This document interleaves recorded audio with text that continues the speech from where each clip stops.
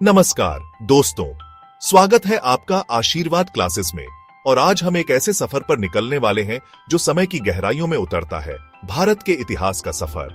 भारत का इतिहास दोस्तों विश्व के सबसे प्राचीन और समृद्ध इतिहासों में से एक है। ये हजारों वर्षों से विकसित हुआ है, जिसमें अनेक सभ्यताएं, राजवंश और विचारधाराएं फली फूली हैं। यह एक ऐसा महाकाव्य है जो हमें वीर योद्धाओं, दार्शनिकों और कलाकारों की कहानियों से रूबरू कराता है।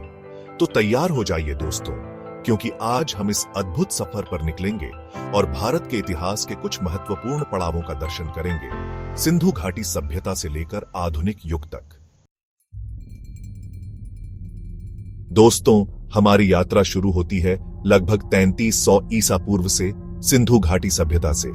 यह सभ्यता दोस्तों विश्व की पहली शहरी सभ्यताओं में से एक थी, जो आज के भारत और पाकिस्तान में फैली हुई थी। कल्पना कीजिए दोस्तों, आज से 5000 साल पहले हड़प्पा और मोहनजोदड़ो जैसे शहर अपनी उन्नत नगर नियोजन, जल निकासी प्रणाली और विशाल स्नानागारों के साथ। यह सभ्यता अपनी कला और शिल्पकला के लिए भी प्रसिद्ध थी, जिसके प्रमाण हमें मोहरों, मूर्तियों और बर्तनों में मिलते हैं।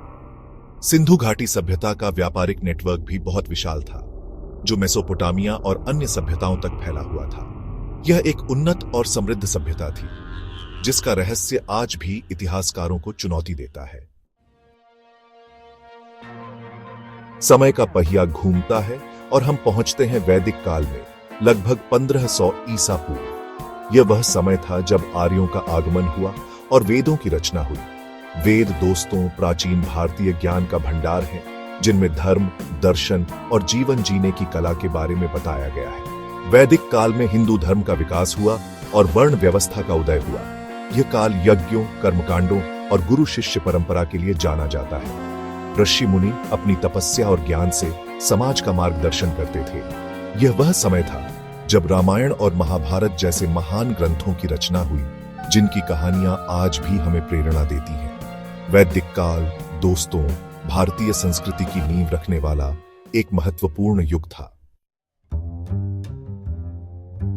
चैप्टर 3 महाजनपद काल। शक्ति, संघर्ष और नए विचारों का उदय। समय का रथ आगे बढ़ता है और हम पहुंचते हैं 6ठी शताब्दी ईसा पूर्व में, महाजनपद काल में। यह वह समय था जब भारत में 16 शक्तिशाली महाजनपदों का उदय हुआ, जैसे मगध, कौशल और वज्जी।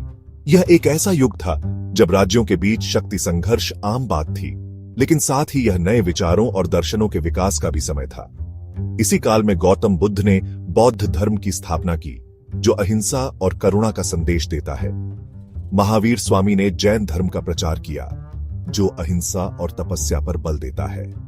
यह काल दोस्तों धार्मिक और दार्शनिक उथल पुथल का काल था, जिसने भारतीय समाज को गहराई से प्रभावित किया। तो दोस्तों, यह था भारत के इतिहास का एक छोटा सा झलक। हमने सिंधु घाटी सभ्यता की भव्यता, वैदिक काल के ज्ञान और महाजनपद काल के नए विचारों का दर्शन किया। लेकिन दोस्तों, यह तो बस शुरुआत है।